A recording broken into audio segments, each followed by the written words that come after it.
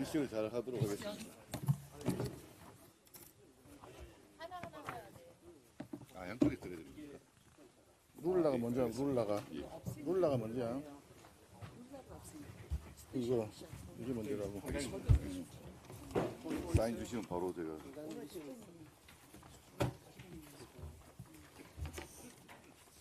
자, 사진 올려놓고 봅시다. 예, 오늘은 사진을 좀 먼저 보시겠습니다. 이 사진은 지난 일요일 이재명 대통령이 X에 과거 브라질 룰라 대통령의 이스라엘 규탄 발언 영상을 공유한 사진입니다. 지금은 이재명 대통령 X에서 삭제되었는지 해당 게시글이 존재하지 않지만 SNS 상에서는 캡처본이 계속 나돌고 있습니다. 국민들은 청와대에 묻습니다. 먼저 이 사진이 합성이 아니라 실제 캡처 사진 맞습니까? 이 대통령이 룰라 대통령의 발언 영상을 공유한 것은 어떤 의미입니까? 또한 급히 삭제했다면 그 삭제한 이유와 경위는 또한 무엇입니까? 청와대는 일말의 거짓도 없이 해명해 주시기를 국민들은 원하고 있습니다. 이것을 묻는 이유는 이재명 대통령의 최근 이스라엘 관련 발언에 옳고 그름을 따지기 위한 것이 아닙니다. 지금 대한민국 대통령의 SNS 계정이 제대로 관리되고 있는가 하는 점을 국민들은 지적하고 계시는 겁니다. 대한민국 대통령의 SNS 게시글은 전 세계인들이 실시간으로 지켜보는 대한민국 정부의 정책 기조이자 방침입니다. 여느 정책보다도 더 중요한 국가 기록물에 해당될 수 있습니다. 특히 민감한 외교안보 현안에 관한 게시글은 외교안보 라인의 전문가들 검토를 거쳐서 신중하게 작성하고 관리되어야 합니다. 아무 때나 아무 글이나 적극적으로 작성했다가 삭제해도 되는 계정이 아닙니다. 이재명 대통령님, 그 참을 수 없는 손가락의 가벼움, 언제까지 부끄러움은 국민의 몫이 되어야 합니까? 두 번째 판넬을 보시겠습니다. 이것은 많은 국민들이 이미 알고 계실 것입니다. 국민들께서 이 게시글과 관련해서 묻는 것은 보편적 인권의 가치가 아니라 어떻게 해서 대통령 SNS에 가짜뉴스 영상이 올라가게 되었는가 하는 점입니다. 대통령께서 가짜뉴스에 소위 낚인 것 아닌가 하는 국민적 의구심을 풀어달라는 것입니다. 어제 정청래 대표는 이 대통령의 이스라엘 관련 SNS 글을 두고 대한민국 외교사의 한 획을 그을 발언이었다고 찬양했는데 우리 정치사의 한 획을 그을 무지성적인 아부와 궤변이 아닐 수 없습니다. 대한민국 대통령이 SNS에 가짜뉴스를 올렸다가 타국 정부로부터 규탄 발언을 들은 것은 대한민국 외교사의 한 획을 그을 그야말로 역대급 외교 대참사가 아닐 수 없습니다. 이 대통령은 보편적 인권은 존중되어야 하고 침략적 전쟁은 부인된다는 것이 우리 헌법 정신이라고 했는데 전적으로 동의합니다. 그렇다면 이재명 대통령은 북한 김정은을 향해서도 북한 주민들에 대한 보편적 인권을 말하셔야 합니다. 천안함, 연평도 장병들의 인권은 또 어떻게 생각하십니까? 10년 넘게 끌고 있는 북한 인권재단의 이사 추천 절차부터 밟아서 조속히 출범시킬 것을 제안합니다. 그렇다면 북한 주민들의 보편적 인권을 위해 이 대통령이 동의한다는 취지로 국민들은 생각할 수 있을 것입니다. 그리고 이재명 대통령은 무고한 사람들의 목숨을 빼앗은 침략적 전쟁이었던 6.25 남침과 천안함 폭침, 연평도 포격에 대해서 당당하게 북한 정권의 사과를 요구하기 바랍니다. 노동 문제 한 가지 더 말씀드리겠습니다. 지난달 청년 실업률은 6.8%로 2022년 9월 이후 3년 5개월 만에 가장 높은 수준이었습니다. 청년 고용률 역시 43.9%로 2021년 5월 이후 최저 수준을 기록했습니다. 청년들이 체감하는 고용 한파는 이미 재난 수준입니다. 이 같은 상황은 물론 경기 위축과 산업 구조 변화 그리고 고용 비용 상승이 복합적으로 작용한 결과입니다. 제조, 건설업 둔화와 AI 확산으로 신규 채용 수요는 줄어들었고 최저임금 상승 등으로 기업의 채용 부담은 더욱 커졌습니다. 여기에 더해 노동시장 구조의 경직성도 심각한 문제입니다. 한 국가의 해고 규제가 얼마나 까다로운지를 보여주는 OECD 고용보호지수 기준으로 우리나라는 약 2.3, OECD 평균을 상회하고 있습니다. 미국 0.7, 영국 1.1, 일본 1.6보다 훨씬 높습니다. 반면에 독일, 프랑스처럼 직업 이동성을 보완하는 제도는 부족해서 기업의 채용 부담을 가중시키는 구조적 요인이 되고 있습니다. 며칠 전 이재명 정부 스스로 자신들이 주장해 20년간 시행한 기간제법이 2년 고용금지법처럼 작동했다고 인정한 바 있습니다. 비정규직 보호를 명분으로 도입된 제도가 오히려 1년 11개월 직후 해고라고 하는 왜곡된 현실을 낳은 것입니다. 이제 노동정책의 기조와 방향을 근본적으로 전환해야 합니다. 청년 일자리 문제는 결국 노동시장 개혁의 문제입니다. 하지만 정부 여당은 이처럼 중대한 국가적 과제를 방치하고만 있습니다. 정치적 동업자인 민노총에 끌려다니느라 주 52시간제의 첨단산업 적용 예외에 극구 반대하고 있고 노란봉투법과 같은 포퓰리즘 정책은 금과 옥조처럼 떠받들고 있습니다. 이러한 정책들은 결국 우리의 산업 경쟁력을 약화시키고 청년층과 취약 노동자들의 피해로 귀결되고 있습니다. 우리 국민의힘은 청년이 일자리를 얻고 기업이 채용을 늘릴 수 있는 유연하고 공정한 노동시장 구축에 앞장서겠습니다. 지속 가능한 일자리와 균형 잡힌 노동시장 구조를 만드는 제도 개선에 총력을 다하겠습니다. 그 첫걸음으로 조만간 노란봉투법 재개정안을 발표하겠습니다. 아울러 정부 여당에는 중대재해처벌법 개정에 착수할 것을 강력히 촉구합니다. 저도 노동시장에 대해서 잠깐 말씀드리겠습니다. 최근 삼성전자 노조가 최대 40조 원 규모의 성과급을 요구했다는 소식은 중소기업 근로자들에게 상대적 박탈감을 넘어 깊은 소외감을 안겨주고 있습니다. 또한 한쪽에서는 고액의 성과금을 논할 때 2030 청년들은 일자리를 찾지 못해 쉬었음을 선택하고 있습니다. 작년에만 70만 명을 넘어섰습니다. 노동시장의 현실은 더 심각합니다. 현대경제연구원에 따르면 대기업 등 양질의 일자리는 전체의 16%에 불과했습니다.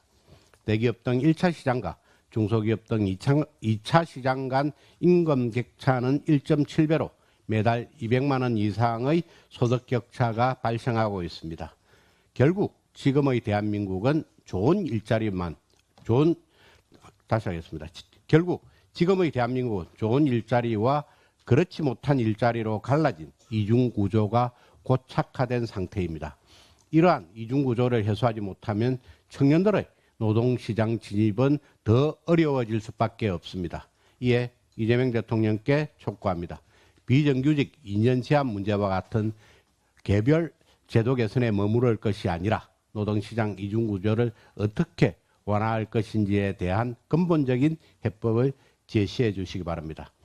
중소기업 일자리의 질을 끌어올릴 수 있는 실질적인 방안도 마련해야 합니다. 아울러 청년 일자리 창출이 충분히 뒷받침되는 정년 연장 방안도 함께 검토되어야 할 것입니다. 또한 이재명 정권의 노동정책이 특정 집단에 치우치는 것이 아니라 모든 근로자를 포괄하는 방향으로 설계되고 있는지도 함께 점검해 주시기 바랍니다. 한국토지주택공사 LH의 재무 건전성에 심각한 경고등이 켜졌습니다.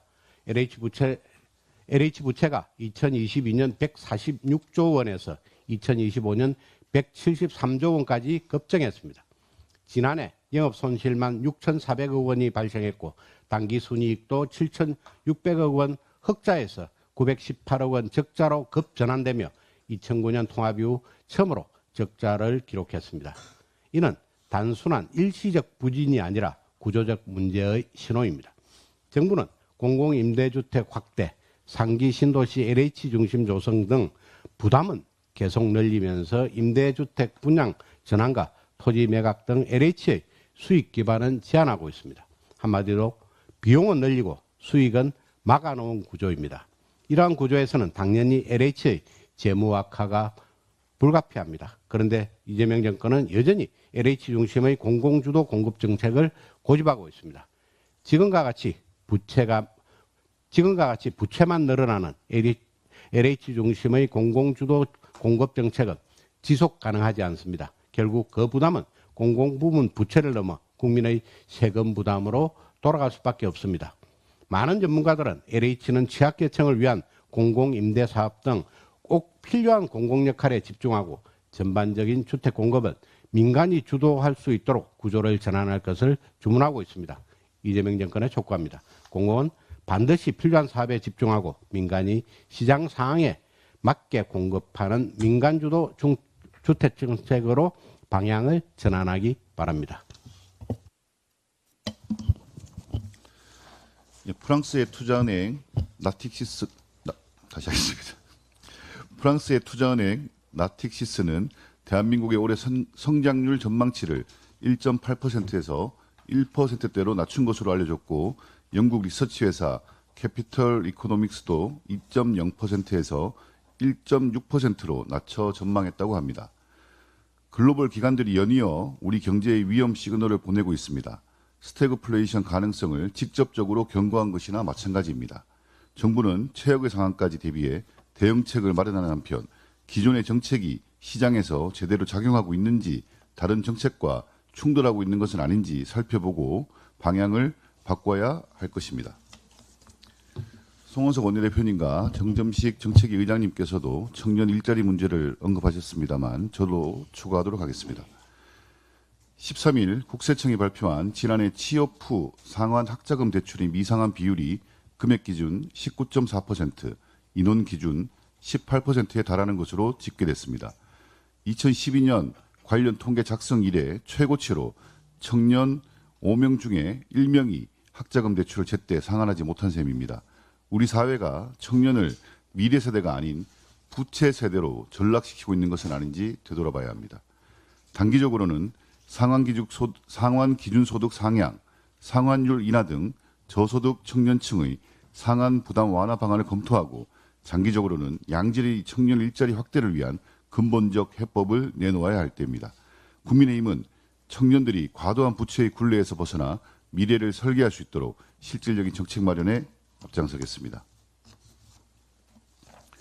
오는 27일부터 지급 예정인 고유가 피해 지원금은 연매출 30억을 초과하는 사업장에서는 사용이 제한된다고 합니다. 한국석유유통협회는 연매출 30억 초과 주유소는 전체의 70% 이상으로 추산하고 있습니다. 결국 상당수 주유소에서는 지원금 사용이 제한될 수밖에 없고, 특히 주유소가 드문 농어촌 지역의 경우 불편이 더 클 것으로 우려됩니다. 고유가 대응이라는 추경 본연의 목적을 살리려면 사용처 규정의 유연한 조정이 필요합니다. 정부는 현장 여건을 고려한 세심한 제도 설계가 되도록 재검토하시기 바랍니다.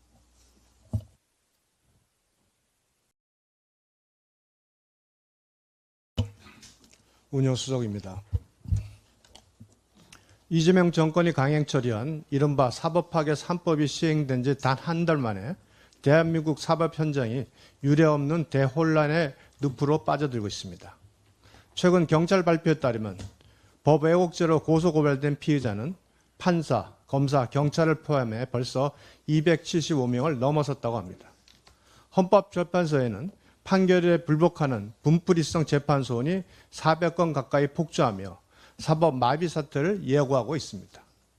법조계가 수차례 경고했던 치명적인 부작용들이 결국 현실이 되어 형사사법 시스템의 근간을 뿌리째 흔들고 있는 형국입니다. 단언컨대 이 국가적 대혼란의 책임은 전적으로 이재명 정부와 민주당에 있습니다. 12개 혐의로 재판을 받고 있는 대통령 한 사람을 지키기 위해 수사기관의 손발을 물고 확정 판결마저 뒤흔드는 방탄 입법을 강행한 결과가 바로 오늘의 참상입니다. 법과 원칙에 따라 집행해야 할 공권력의 목에 법 왜곡죄라는 보복의 칼날을 들이댄 것은 법치주의에 대한 정면 도전입니다. 판사가 법정보다 고소장을 먼저 걱정해야 하는 이 기괴한 나라에서 어떻게 공정한 재판과 정의로운 판결을 기대할 수 있겠습니까? 더욱 개탄스러운 점은 이 제도의 최대 피해자가 결국 돈 없고 힘없는 평범한 국민이라는 사실입니다. 자본력을 갖춘 대형 로펌들은 재판소원 전담 조직까지 꾸리며 패자 부활전의 기회를 준비하고 있다고 하나 돈 있는 자들만이 그 기회를 누릴 수 있습니다. 서민들의 민생사건은 기약 없이 후순위로 밀려나고 있으며 피해 회복도 받지 못하고 피눈물을 흘리게 됩니다. 이재명 정부와 민주당이 자행한 이 무책임한 사법 파괴는 즉시 중단돼야 합니다. 찰나의 권력으로 정의의 눈을 가릴 수 있다고 믿는 그 오만함은 결국 더 큰 국민적 분노와 준엄한 역사의 심판으로 되돌아올 것임을 강력히 경고합니다. 오늘은 2차 종합특검에 관해서 한마디 더 드리겠습니다. 2차 종합특검의 권영빈 특검보는 쌍방울 대북 송금 사건에서 이화영의 변호를 맡았을 뿐 아니라 이화영의 소개로 쌍방울 방용철 전 부회장의 변호인까지 맡아 허위 진술을 모의했다는 구체적인 정황이 드러났습니다. 언론 보도와 법정 증언을 종합하면 권영빈 특검보의 행적은 변호사 윤리를 넘어 범죄 수준에 가깝습니다. 방용철은 법정에서 권 변호사의 사무실에서 이화영과 만나 조사 대응 방향을 상의했고 그 과정에서 사실과 다른 진술을 하기로 의논했다고 폭로했습니다. 심지어 재판 도중 이화영이 방용철에게 보낸 회유 쪽지를 전달한 통로로까지 지목됐습니다. 정리하자면 뇌물수수자와 공여자 사이에서 말을 맞추고 증거 인멸을 도운 의혹을 받는 인물이 이제는 특검이라는 칼을 쥐고 당시 수사팀을 조작 혐의로 수사하겠다는 것입니다. 이런 인물이 지휘하는 특검 수사를 누가 신뢰하겠습니까? 도둑이 포조를 잡겠다고 나서는 격인 적반하장의 전형입니다. 그런 범죄자와 특수관계에 있는 인물이 그 사건의 본질을 다루는 특검에 참여하는 것 자체가 특검의 중립성을 스스로 파괴하는 일입니다. 이재명 정권과 권창녕 특별검사는 왜 굳이 이런 논란의 인물을 기용했는지 그 배경을 명확히 설명해야만 합니다. 권영빈 특검부는 더 이상 구차한 변명으로 버틸 것이 아니라 즉각 사퇴하십시오. 범죄 혐의자와 공모했다는 의심을 받는 인물에게 수사권을 맡기는 무도한 행태를 계속한다면 이번 특검은 역대 최악의 정치 특검이라는 오명을 피하지 못할 것입니다. 마치겠습니다. 네. 정책수석입니다. 이재명 대통령은 인권 문제라고 이스라엘을 비난했는데 정부는 이스라엘을 지적하는 유엔 결의안에는 기권을 했습니다. 입으로는 정의를 외치면서 손으로는 책임 회피, 앞뒤가 안 맞죠. 우리 공무원들이 대통령의 외교 참사 수습해 주느라 참 고생이 많습니다. 대통령이 공유한 그 계정은 친북, 반미, 반이스라엘 가짜뉴스를 생산하는 음모론의 발원지로 악명이 높습니다. 예를 들어서 북한은 이스라엘을 핵 공격할 유일한 최강 대국, 그 이스라엘은 파괴돼야 한다라고 김정은이 말했다며 선전선동을 해왔죠. 그 쓰레기 더미를 뒷받침하는 논리를 일국의 대통령이 인용한 것만도 나라 망신인데 이스라엘의 트라우마인 홀로코스트, 잊고 싶은 상처를 헤집은 건 외교적 금도를 넘어선 외교 자폭 사건입니다. 대통령이 공격한 이스라엘은 전 세계에서 거의 유일하게 일본해가 아닌 동해 표기를 지지해주는 우방국입니다. 그 우방국을 비판한 근거가 보편적 인권이었죠. 그런데 남한 드라마 봤다는 이유로 중학생들을 처형하고 대한민국 국민을 서해에서 소외시킨 북한의 잔혹한 실상, 인권 유린엔 왜 단 한마디 언급이 없습니까? 이 대통령은 천안함 폭침이라는 명확한 사실 대신 잠수함 충돌설을 올렸고 러시아 침공을 받은 우크라이나 대통령에게 초보 아마추어라고 조소를 보내며 북한과 러시아 그리고 피해국보다 침략국 편에 섰습니다. 경기장으로 치자면 불량 안표상에 낚이고 적국에 줄 서서 대한민국을 글로벌 웃음거리로 만든 부끄러움은 국민의 몫으로 남았습니다. 지적인 대한민국의 수치라는 전 세계인들의 조소와 안타까움은 논외로 치더라도 경제와 안보가 함께 뭉쳐 돌아가는 이 예민한 시기에 우방을 적으로 만든 대통령의 외교 대참사는 나라 경제의 부메랑이 될 것입니다. 이재명 대통령은 특히 중동 전쟁을 맞아서 가짜 뉴스는 반란 행위라고 일갈한 바 있습니다. 그 반란 행위인 가짜 뉴스 유포한 이재명 대통령은 공무원들 뒷감당 시키느라 고생시키지 말고 또 타국에서 고국에 제대로 뒤통수 맞은 교민들 힘들게 하지 말고 직접 수습하십시오. M1 외교관 뒤에 더 이상 숨지 말고 대통령이 직접 사과해야 합니다. 보편적 인권 타령, 변명으로는 국익을 지킬 수 없습니다. 이상입니다. 재경희 간사 박수영입니다. 내일 신현송 한국은행 총재 후보자에 대한 인사청문회가 열립니다. 신현송 후보자는 온 가족의 국적부터 국민 눈높이에 맞지 않습니다.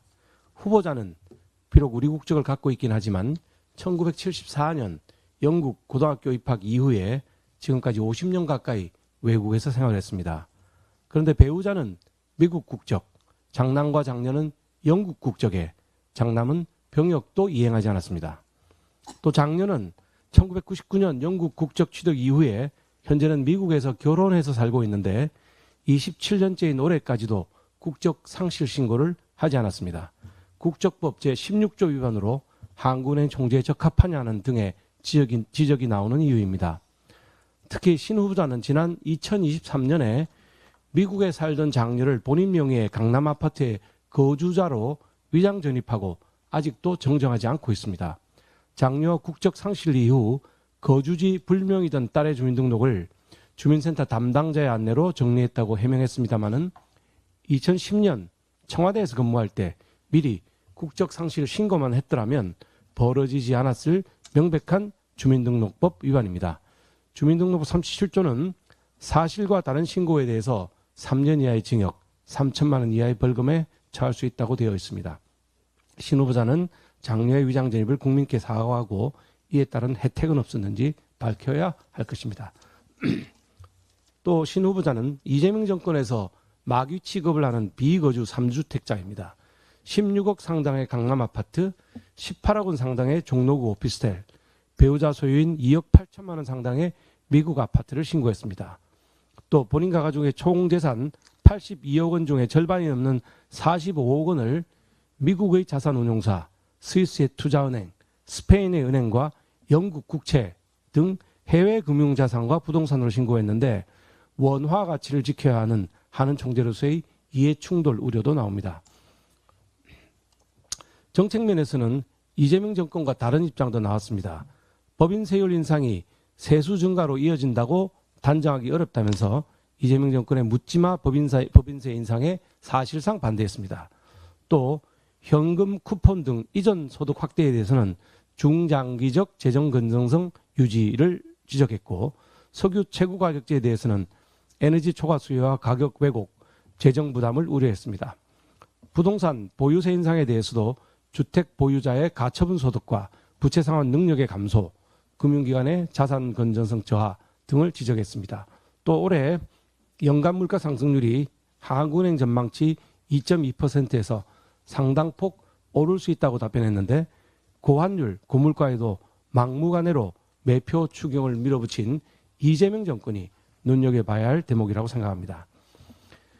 후보자가 내일 있을 청문회에서도 서면 답변처럼 소신껏 답할지는 아직 미지수입니다.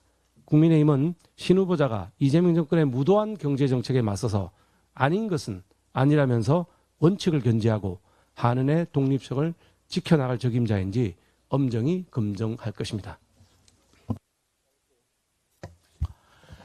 행안위 간사 서범수입니다. 최근 경찰 수사가 수사 대상이 여당 인사냐 아니면 야당 인사냐에 따라 처리하는 절차 그리고 속도, 엄중함의 확연히 차이가 나서 한 말씀 드리겠습니다.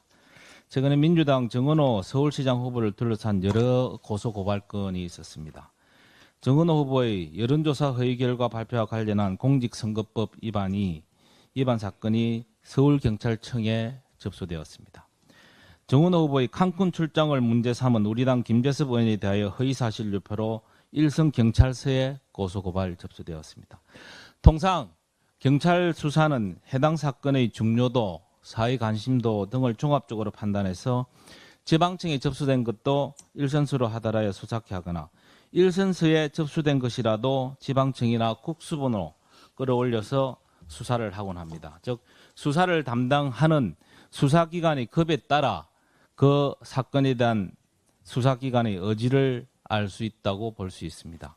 그런데 정은호 후보와 관련된 결이 비슷한 두 고소고발 사건에 대해서 경찰에서 이해하지 못할 일들이 발생하고 있습니다.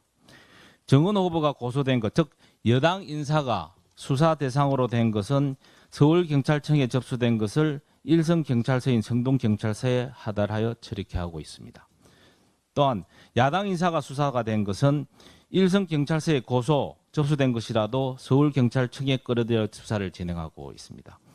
오얏나무 밑에서는 각건을 고쳐매지 말라는 말이 있습니다. 이것은 무엇을 의미합니까? 여당 인사는 인사 사건은 일선서로 보내어서 시간을 끌며 유야무야 시키려고 하고 있고, 야당 인사와 관련된 사건은 서울청에서 직정하여 엄중 처리하려는 모습밖에 보이지 않습니다. 형식이 이럴진데 과연 내용, 즉 수사도 공정하게 이루어지겠습니까? 안 봐도 비디오입니다. 며칠 전 전재수 민주당 부산시장 후보도 태삼영동 서일필처럼 석연치 않는 사유로 유야무야가 되었습니다. 전재수 부산시장 후보에게는 아무 일이 일어나지 않았는데 그 아무 일이 일어나지 않은 것을 감추기 위해서 하드디스크 등을 송계 유기한 보좌진만 증거 인멸 혐의로 불구속 기소되었습니다. 정은호 사건과 관련해서 누가 이렇게 결정을 했습니까? 경찰 내부의 판단입니까? 아니면 더 위선에서 지시가 내려온 것입니까? 경찰 정말 정신 차리십시오. 여러분은 대한민국의, 그리고 대한민국 국민을 위한 수사기관이지 특정 정권의 이재명 정부와 민주당만의 수사기관이 아님을 인식하셔야 합니다. 끝까지 지켜보겠습니다. 최근에 경찰 인사에서 지난 정부 때 조금이라도 혜택을 받은 것으로 의심을 받은 사람은 죄다 물을 먹었고, 반면에 불이익을 받은 사람은 죄다 승진한 것을 보았습니다. 이재명 정부는 경찰의 인사권을 틀어쥐고 그것을 통해 수사권을 좌지우지하려 하고 있습니다. 여당에 대한 수사를 틀어막고 야당 사건만 파고드는 수사 구조가 이 정부가 원하는 수사 구조 개혁 또는 검찰 개혁입니까?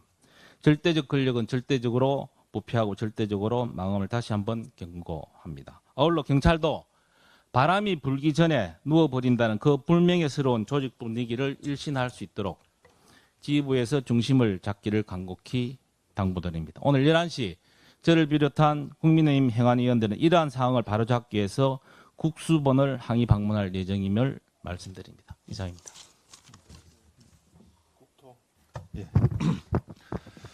국토의 간사 이종욱입니다. 이재명 정부의 부동산 실정으로 서민 주거 안정이 심각한 위기에 직면해 있습니다. 서울 주요 지역의 전세 매물이 급감하고 있습니다. 특히 성북구 등 강북 일부 지역은 1년 새 전세 매물이 약 90% 사라졌습니다. 매물을 보지도 않고 계약금부터 송금하는 전세 노룩 현상까지 나타나고 있습니다. 정부가 호언장담하던 공공의 역할은 어디 있습니까? 민간 임대 시장은 이미 붕괴 국면에 들어섰습니다. 그런데 공공임대주택마저 최소한의 안전판 역할을 하지 못하고 있습니다. 지난해 말 기준은 전국 LH 공공임대주택 입주 대기자는 9만 3천 명을 넘었지만 올해 실제 입주 가능한 건설 임대 물량은 7,800호에 불과합니다. 예년의 3만 호, 4만 호 대비 20% 수준이고 대기자의 8%에 그치는 규모입니다. 수도권 상황은 더욱 심각합니다. 서울은 대기자가 3천 명이 넘는데도 올해 입주 물량은 219호에 그치고 있습니다. 인천 역시 5천 명이 대기 중이지만 올해 입주 계획은 전무합니다. 결국 서민과 청년들은 언제 입주할지 모르는 대기 명단에 갇혀서 기존 세입자의 퇴근만을 기다려야 하는 절박한 상황에 놓여 있습니다. 이재명 정부는 주택 임대는 공공이 맡는 것이 바람직하다며 출발했지만 지금은 공허한 구호에 불과합니다. 이 모든 문제를 해결하겠다던 LH는 사장이 6개월째 공석이고 작년 말까지 마련하겠다는 혁신 계획은 감감무소식입니다. 공급을 책임진다던 컨트롤 타워가 사실상 멈춰 서 있는 것입니다. 이런 상황에서 이재명 정부는 다주택자에 대한 대출, 세금, 규제를 동시에 압박하면서 민간 임대 공급까지 극도로 위축시키고 있습니다. 그 피해는 고스란히 무주택 서민과 청년에게 돌아가고 있습니다.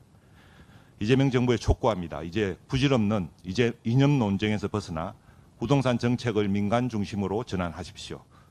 무엇보다도 서민의 삶을 옥죄는 민간 임대시장 위축 정책을 지금 당장 중단하십시오. 지금 국민에게 필요한 것은 규제가 아니라 공급입니다. 국민은 말이 아닌 결과로 반드시 평가할 것입니다. 국민의힘은 무너진 주거 사다리를 복원하고 임대시장을 정상화하겠습니다. 이상입니다. 예, 가방의 국민의힘 간사 최영두입니다. 엊그제 미국 독립 250주년을 기념하는 아르미테스 2호가 가장 긴 유인 우주 항해를 마치고 무사히 귀환했습니다. 우리나라도 누리호 5차 발사를 앞두고 있어서 우주 개발, 우주 경제에 대한 국민의 관심이 커지고 있습니다. 지구를 구하기 위한 우주 탐사 영화 헤일 메리가 3시간 가까운 상영 시간 징크스를 가볍게 누르면서 국내 영화 예매율 1, 2위를 다투고 있습니다. 순수 우주 기술 기업에 집중 투자하는 상장지수 펀드 우주항공 ETF에도 국내 투자자들이 적극적인 관심을 보이고 있습니다. 오늘 국회 과학기술정보방송통신위원회는 우주항공을 소위 명칭에 공식적으로 포함시킬 계획입니다.